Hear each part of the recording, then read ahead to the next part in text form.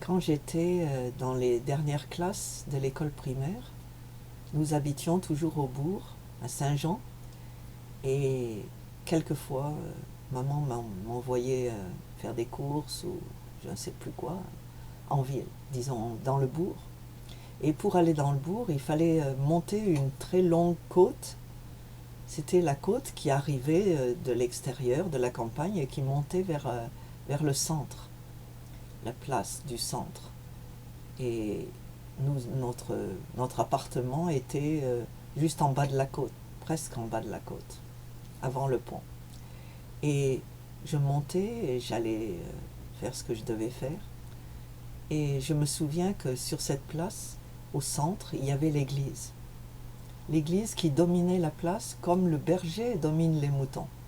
C'est l'image de tous les villages de France, les petits villages, où on a l'église au centre et juste généralement à côté, on a la mairie qui représente l'État et puis l'école. Dans ce cas, c'était l'école des garçons, puisque l'école des filles était un peu dans la côte, séparée. Et il y avait bien sûr plusieurs magasins sur cette place. Le seul magasin dont je me souviens, c'était la librairie.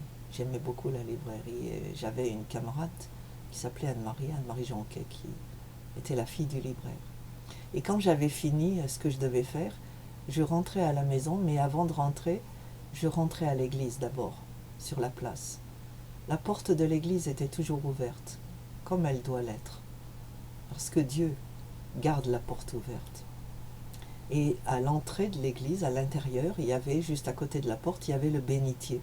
Le bénitier, c'était une vasque de pierre, généralement, où il y avait de l'eau qui était bénite. Et normalement, les gens se signaient après avoir mis la main dans l'eau. Et c'est bien sûr le symbole de la purification que Dieu nous donne. Nous ne pouvons pas rentrer dans sa présence, dans notre vêtement taché, souillé, de péché.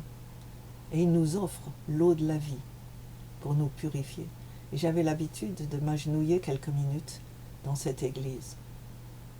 Et ce que j'y cherchais, c'était d'être enveloppé dans la présence de Dieu. Je me souviens de tous ces moments que j'avais toute seule. J'aimais être seule. Et j'aimais être enveloppée par la présence de Dieu. Cette présence de prière, de toutes les prières des saints, de ce siècle et des siècles passés, tous ceux qui ont prié dans cette église et qui ont imbibé les murs, qui ont imprégné les murs de la présence de Dieu, du dialogue avec Dieu. Et cette église aussi avait une légère odeur d'encens. Elle avait une odeur différente, un parfum différent de celui de la rue ou de celui des champs. C'était un parfum unique que j'aimais. Il était léger, il n'était pas violent, il était juste léger. C'était comme la présence de l'Esprit Saint. Et j'ai toujours aimé l'église. Et cette expérience de rentrer dans l'église et de vivre la présence tangible de Dieu dans le parfum et la pénombre, la tranquillité de cette église, même au cœur de l'été, elle était fraîche, comme beaucoup d'anciennes églises de pierre.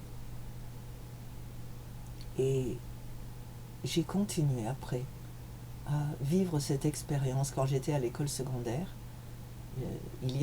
J'étais dans une école catholique et il y avait une chapelle à l'intérieur de l'école.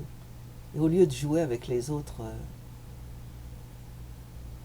dans la cour de récréation, souvent, je m'échappais, j'allais passer un temps à la chapelle. Tout le monde se moquait de moi, j'avais pas beaucoup d'amis, mais j'aimais beaucoup cette expérience d'être dans l'église tranquille, silencieuse.